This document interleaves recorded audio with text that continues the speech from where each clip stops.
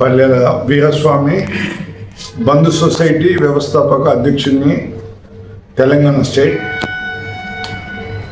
ఈరోజు మేము కుమ్మెర గ్రామంలో జరిగిన సంఘటన ఏదైతుందో దాని మీద మేము తీవ్రంగా ఖండిస్తూ ఉన్నాము.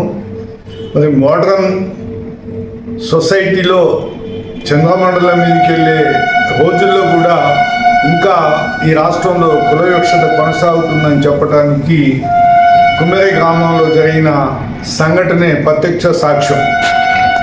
కుమ్మెర గ్రామంలో మల్లన్న టెంపుల్లో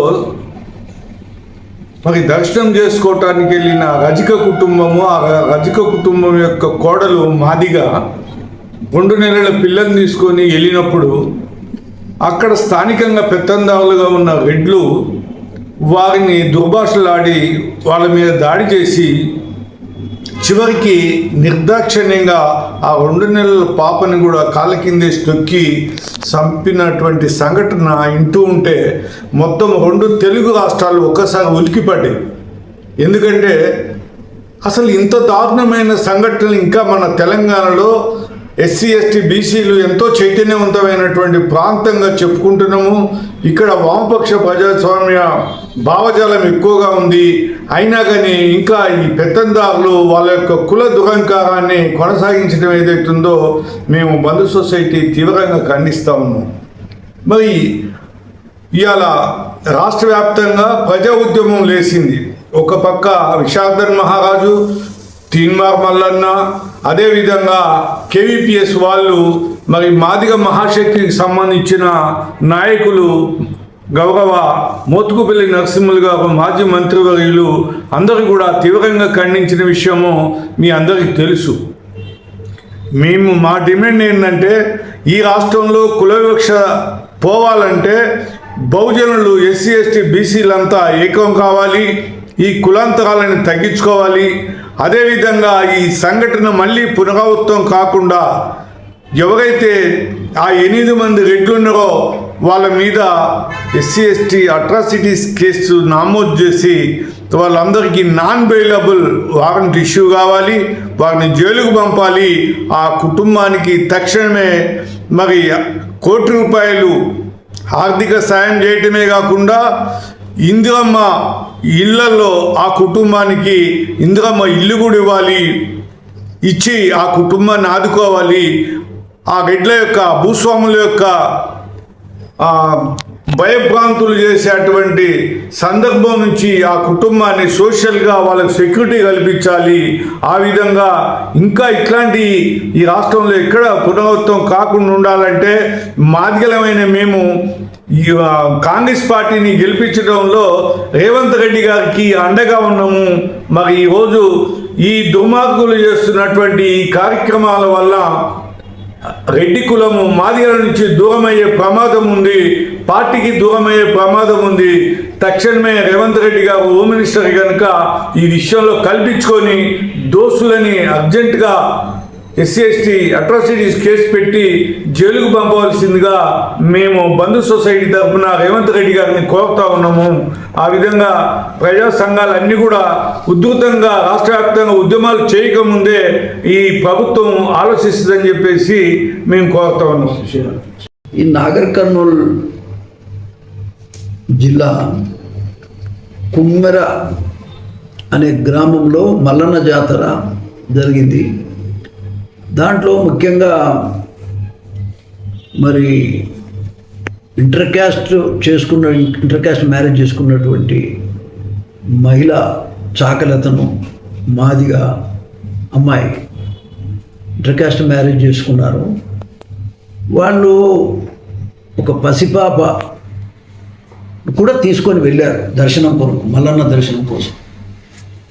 ఆ దర్శనం చేసుకుందాం అనేటువంటి పరిస్థితుల్లో చాకలి వాళ్ళు అందులో ఒక మాదిగా అమ్మాయి మరి వాళ్ళు దర్శనం కోసం వెళితే దర్శనము చాకలి వాళ్ళు మాదిగ వాళ్ళు చేసుకోవటం, అక్కడ ఉన్నటువంటి రెడ్లు ఎవరైతే సర్పంచ్ ఉన్నాడో సమ్ రెడ్డి, వీళ్ళంతా కూడా అడ్డగించారు. అడ్డగించిన దానికి న్యాచురల్గా మేము దర్శనం చేసుకుంటామనేటువంటి మాట వాళ్ళు గట్టిగా మాట్లాడినారు. మాట్లాడిన దాని మీద చివరికి ఏ దశకు వచ్చిందంటే పసిపాపని చూడకుండా కూడా తన్నితే ఆ అమ్మాయి చనిపోయింది. అంటే ఎటువంటి ఘోరమైన పరిస్థితి ఇవాళ తెలంగాణలో ఉంది అనేటువంటిది ఇది మనకు కనపడతా ఉంది. చాలా బాధాకరమైనటువంటి విషయం. మరి ఏదైతే జరిగిన ఘోరాన్ని అక్కడ ఉండేటువంటి పోలీసు వాళ్ళు వెంటనే వాళ్ళని అరెస్ట్ చేయాల్సింది పోయి, ఎవరైతే నష్టపోయినరో పాపను కూడా పోగొట్టుకున్నారో వాళ్ళ మీదనే కేసు బుక్ చేయటం ఎంతవరకు సమంజసం? దీన్ని మేము తీవ్రంగా ఖండిస్తున్నాం. ఈ కుల వివక్షను కూడా మాదిగ మహాశక్తి తరపున నేను ఖండిస్తాను. మాదిగ మహాశక్తి తరపున తీవ్రంగా ఖండిస్తా ఉన్నాను. ఇది చాలా దురదృష్టకరమైనటువంటి పరిణామం.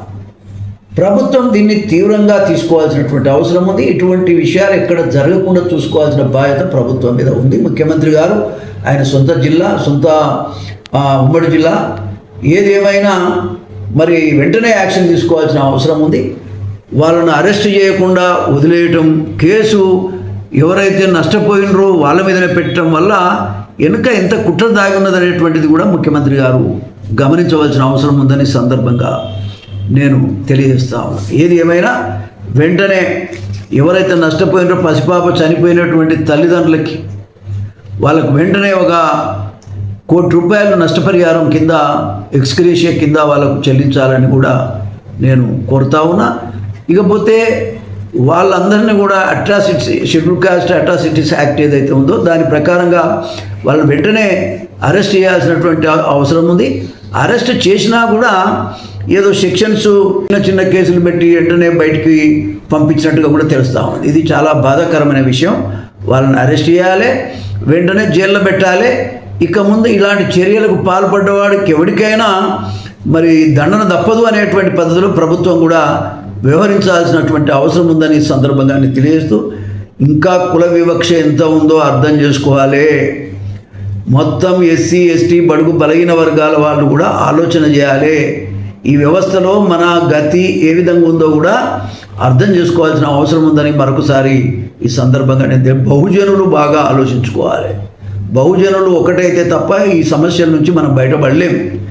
ఇప్పుడు ఏ పద్ధతితోని అధికారం ఉందనే కదా సర్పంచ్, కింద మీద అధికారం మాకుంది అనే దాని మీదనే కదా సర్పంచ్ ఆ రకంగా వ్యవహరించారు.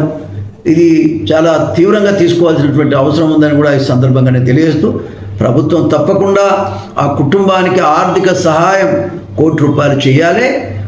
షెడ్యూల్ కాస్ట్ అట్రాసిటీస్ యాక్ట్ ప్రకారంగా ఈ నిందితులందరినీ కూడా వెంటనే అరెస్ట్ చేసి మరి జైల్లో పెట్టాల్సిన అవసరం ఉంది. ఏ విధంగా వదిలేస్తారండి వాళ్ళని? పోలీస్ స్టేషన్లో అరెస్ట్ చేసిండ్రు, వాళ్ళు వదిలేసిండ్రంటే వింటున్నానే. ఇది చాలా బాధాకరమైనటువంటి విషయం. ఈ రాష్ట్రం అంతా స్పందించి మరి పెద్ద ఎత్తున ఉద్యమాలకు ముందుకు పోకముందే ప్రభుత్వం ఒక నిర్ణయం తీసుకుంటే మంచిదని కూడా మరొకసారి సందర్భంగా ఈ విషయాన్ని ముఖ్యంగా మాదిగ మహాశక్తి తరపున నేను మరొకసారి ఖండిస్తా ఉన్నా. తీవ్రమైనటువంటి చర్యలు తీసుకుంటే తప్ప ఈ సమస్యల పరిష్కారం కావు. ప్రభుత్వం ఆ దశలో ఆలోచించాలని కూడా ఈ సందర్భంగా కోరుతా ఉన్నాం.